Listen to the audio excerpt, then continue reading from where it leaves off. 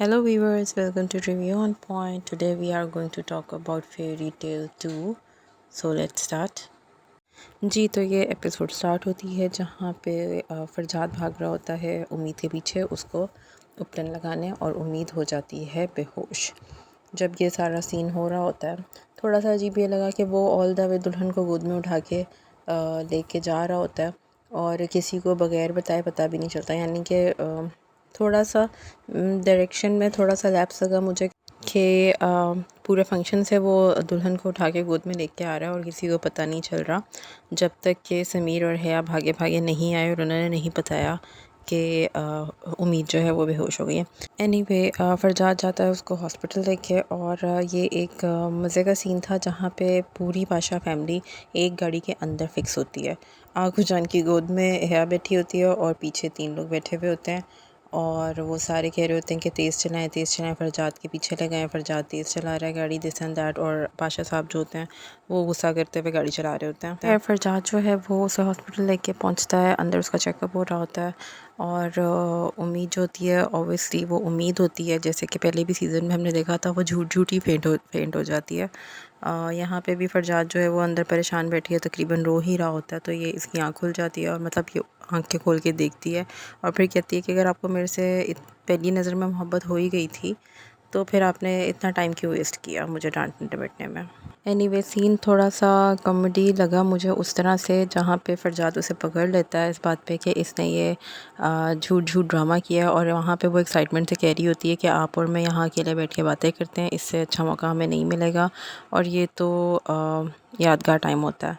फरजाद बाहर जाता है और सबको बताता है कि एवरीथिंग इज़ ओके और सब चिल हो जाते हैं और यहाँ पे ये सीन एंड हो जाता है। फिर हमने एक छोटी सी कन्वर्सेशन देखी हया और उम्मीद की। हया जो होती है वो सो नहीं पा रही होती और वो कहती है कि पता नहीं मुझे क्यों डर लग रहा है और उसको बेसिकली जोई का यहाँ आना अच्छा नहीं लग रहा। इनसिक्योरिटी सी शायद उसको फील हो रही है जोई से और अभी उम्मीद उससे ये बातें कर ही रही होती है तो जोई उनके कमरे में आ जाती है कि मुझे भी डर लग रहा है और मैं भी तुम लोग के साथ सोऊंगी। थोड़ा सा इरेलीवेंट था ये। एक और बात थोड़ी अजीब लगी कि नेक्स्ट डे जब सुबह उठते हैं तो फरजाद साहब जो हैं वो तैयार हो रहे होते हैं ऑफ़िस के लिए और ये सेम डे है जिस दिन इनकी शादी भी होनी है। वो फ़ोन करता है, फ़िक्र हो रही होती है उसे उससे उम्मीद की। उम्मीद जो है सोए हुए फ़ोन उठाती है, वो कहती है सुबह सुबह कौन फ़ोन करता है और वो उससे कहता है कि मैं तुम्हें मिलने आ जाऊँ, देखने आ जाऊँ, परेशान हो रहा हूँ तुम्हारे लिए। तो वो कहती है नहीं, अब हम निकाह के बाद ही मिलेंगे। अब जब उम्मीद को उसकी जो मेकअप आर्टिस्ट होती है तैयार कर रही होती है तो उससे पूछ रही होती है कि आप वही हैं ना जिसने शो में अपने होने वाले हस्बैंड को प्रपोज़ किया था। और फिर उसको अपना इंटरव्यू याद आता है जब वो उससे पूछती है कि आपने अपना चाय का ढाबा खोल लिया। और फिर अचानक से उम्मीद के अंदर वो याद आती है जब वो बड़ी पैशनेट होती है चाय का ढाबा खोलने के लिए और फिर एकदम बस वो बेचैन सी हो जाती है कि कैसे भूल गई वो इन सारी बातों में कि उसने तो अपना चाय का ढाबा खोलना था और एक बिजनेस वूमन बनना था। फिर वो क्या करती है कि जल्दी से तैयार होती है और फिर कर देती है वो फरजाद को फ़ोन और कहती है कि बस आप अभी आके मुझसे मिलें। फरजाद उसे याद भी कराता है कि तुमने तो मुझसे निकाह के बाद मिलना था और अभी 2 घंटे बाद बारात लेकर आ तो रहा हूँ, तो लेकिन कहती है वो कि अभी हो जाएगी देर, अगर आप 2 घंटे बाद आए तो अभी इसी वक्त मेरे पास आए और मुझसे मिलें। खैर फरजाद पहुँच जाता है थोड़ी देर में उम्मीद के कमरे में और वहाँ पे वो देखता है कि बीच में एक पर्दा होता है और एक तरफ उम्मीद होती है और फिर वो कहती है कि पर्दे की ओट से ही बात होगी, जिसके ऊपर फरजाद जो है मुस्कुराता है और कहता है ये क्या बचपना है। खैर उम्मीद मुद्दे की बात करती है और उसे कहती है कि मतलब मुझे अपना बिज़नेस शुरू करना है, मुझे चाय का ढाबा खोलना है। और वो कहता है शादी के बाद करना। वो कहती नहीं, शादी के बाद जिस तरह आपने मुझे जॉब से निकाल दिया, अपने शादी के बाद ये भी नहीं करने देंगे कि मैं इसकी भी कैपेबल नहीं हूँ। लेकिन वो कहता है कि नहीं इट्स ओके, कोई बात नहीं। लेकिन उम्मीद जो होती है अटल होती है अपने फैसले पे। तो फिर फरजाद का हमने वो रूप देखा जहाँ पे वो सीरियस होकर कहता है कि या तो शादी आज ही होगी या फिर नहीं होगी, और वो जाने लगता है। ओवरऑल ये सीन क्यूट था और अच्छा लगा जिस तरह फरजाद का इस तरह से अटल होके बात करना कि वो उम्मीद की मोहब्बत में पागल तो है लेकिन स्टिल उसको पता है कि what is wrong and what is right.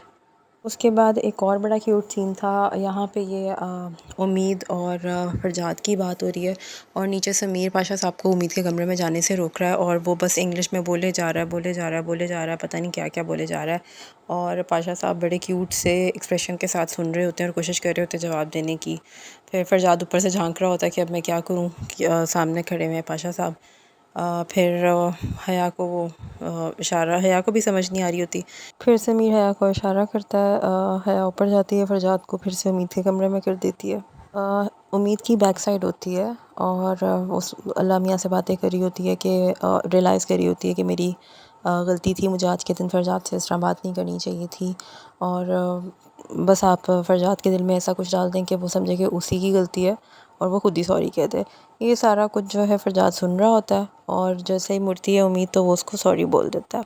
Any how फिर उसे जब पता चलता है कि पाशा साहब उसके कमरे में आ रहे हैं तो वो जल्दी से फरजाद को अपने बेड के नीचे छुपा देती है। आगू जान पाशा साहब आ जाते हैं उम्मीद के कमरे में और फरजाद बेड के नीचे छुपा हुआ होता है और ये बहुत ही कॉमेडी सीन था, बहुत ही मज़े का सीन था। इसी असना में हया भी आ जाती है, वो भी इशारों इशारों में उससे पूछ रही होती है उम्मीद से कि कहाँ गया फरजाद, और वो बता नहीं पाती। ऑब्वियसली पाशा साहब सामने बैठे होते हैं तो कभी वो वॉशरूम का दरवाज़ा खोल के चेक करती है, कभी वो वार्डरोब चेक करती है। बहुत फ़नी सीन था, बहुत मज़ा आया ये सीन देखने का। इन द एंड उसको लगता है हया को जैसे कोई चूहा सा निकल के गया और वो शोर पड़ जाता है एकदम और वो सारे फिर दूसरे कमरे में चले जाते हैं।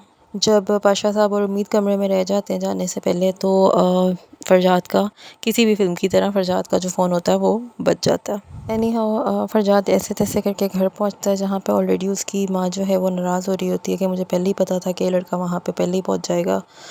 इस तरह की बातें कर रही होती है मीमी से। एनी हाउ वो तैयार होके आ जाता है, वो सारा सीन अच्छा था। बग्गी में बैठ के ये लोग आते हैं और थोड़ा सा क्रिएटिव लेसन्स देना चाहिए डायरेक्टर को भी कि ज़ाहिर है वो इतना क्राउड इकट्ठा नहीं कर सकते थे जहाँ पे थोड़ा सा शादी रियल लगती, लेकिन ऑल ओवर सेटिंग बहुत अच्छी थी। बग्गी का जो एक नया टच था वो बहुत अच्छा था। सारा सारा सीन बहुत अच्छा कैप्चर हुआ हुआ था। उम्मीद बहुत प्यारी लग रही थी, हया बहुत प्यारी लग रही थी। फिर बीच में वो रस्में भी हुई दूध पिलाई वाली, वो थोड़ी सी चेंज रस्म थी। ऐसे दूध पिलाई की रस्म हमारे यहाँ तो नहीं होती। मतलब होती है मगर इस तरह नहीं होती कि पहले दुल्हन को पिलाओ और फिर दुल्हन दूल्हे को पिलाए। अलबत्ता जूता छुपाई वाली रस्म बिल्कुल अच्छी हुई। इस सीन में भी जब समीर एंड में बुरी खबरें दो लेके आता है कि पुलिस आ गई है और आपका जूता नहीं मिल रहा, तो उस वक्त भी जिस तरह उम्मीद एकदम उठ के उस पर चढ़ने लगती है, तो वो भी बहुत मज़े का सीन था। और भी बहुत मज़े के छोटे छोटे नुआंसेस में जो सीन थे, जैसे चाचू और फरजाद का उम्मीद के कमरे में सीन, वो भी बहुत क्यूट और मज़े का था। फाइनली इन लोगों की शादी हो जाती है, निकाह हो जाता है, लेकिन एंड अप इस बात पे होता है कि पुलिस आ जाती है और जब पुलिस मुड़ के दूल्हे को देखती है तो उनको पता चलता है कि ये तो वही आदमी है जिसने पहले भी अपनी बीवी को छुड़वाया था जेल से, ये कह के कि लव मैरिज हुई हुई है। Anyway it's a fun watch. Rom com है तो हमें कॉमेडी भी मिली है और रोमांस भी मिल रहा है। फेरी टेल नाम है तो जी बिल्कुल फेरी टेल वाली ही फीलिंग आती है इसको देखते हुए। और एक जो बहुत इम्पोर्टेंट बात नोटिसेबल थी वो यही थी कि निग्गो जी जो थी वो अंदर ही अंदर बहुत ज़्यादा खुश भी थी। जब जहेज़ के लिए मना करता है फरजाद, तो वो खुश होती हैं और निकाह के वक्त भी वो खुश होती हैं, और जब उम्मीद एंटर हो रही होती है तब भी वो खुश होती हैं। तो वो जो एक बुरी सास बनने का ड्रामा है तो वो एक बिल्कुल ही फेक सा उनके ऊपर जच भी नहीं रहा, और वो अब बिल्कुल इस दोनों किस्सों में वो नहीं नज़र आया हमें।